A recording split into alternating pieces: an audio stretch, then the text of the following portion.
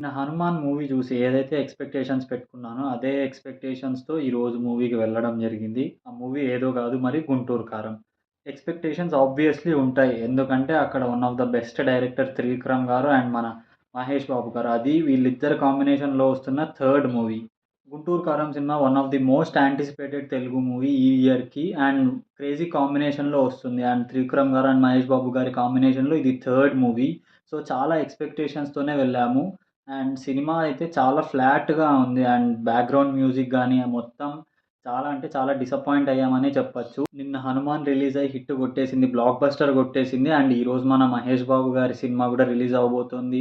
చాలా ఎక్స్‌పెక్టేషన్స్ మధ్యలో వస్తుంది. అండ్ సెకండ్ బ్లాక్ బస్టర్ అవుతుందేమో అనే ఎక్స్‌పెక్టేషన్స్‌తో వెళ్ళాం సినిమాకి. కానీ మనకు ఒక చిన్నపాటి కాదులెండి. ఒక మంచి డిసప్పాయింట్‌మెంటే ఎదురైంది.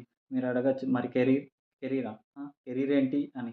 మనం కోరుకునేది అదే గదా! టీఎఫ్ఐ బాగుండాలి అనేసి. సో, అట్లా ఈరోజు గూడా చాలా ఎక్స్‌పెక్టేషన్స్‌తో వెళ్ళాం కానీ, ఎక్స్‌పెక్టేషన్స్‌నయితే ఏ మాత్రం గూడా రీచ్ అవ్వలేదు.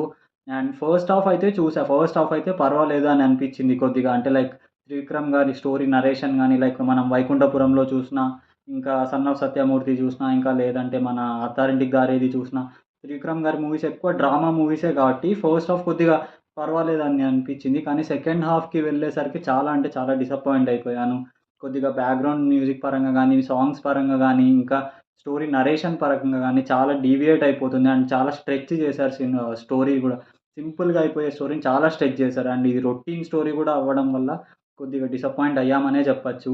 పెర్ఫార్మన్సెస్ ప్రకారం అయితే ఎవరికి వాళ్ళు బాగా యాక్ట్ చేశారు. అండ్ అండ్ మహేష్ బాబు గారు గూడా చాలా అంటే చాలా యాక్టివ్‌గా చేశారు. అండ్ ఎవరికి తగినట్టు వాళ్ళు వాళ్ళ రోల్‌నయితే కరెక్ట్‌గానే పోర్ట్రే చేశారు. కానీ సెకండ్ హాఫ్ స్ట్రెచ్ చేయడం గానీ, ఇంకా అన్నెసెసరీ సీన్స్ గానీ, అక్కడ ఇక్కడ అండ్ రొటీన్ స్టోరీ అవ్వడం, ఒకటే తరహాలో చూపిచ్చడం స్టోరీనంతా లైక్ స్క్రీన్ ప్లే అంతా రొటీన్‌గా ఉండడం ఈ సినిమాకి నెగెటివ్ అనే జెప్పొచ్చు. లైక్ ఈ సినిమాకి అయితే వన్ టైమ్ వాచబుల్ అనే జెప్పొచ్చు.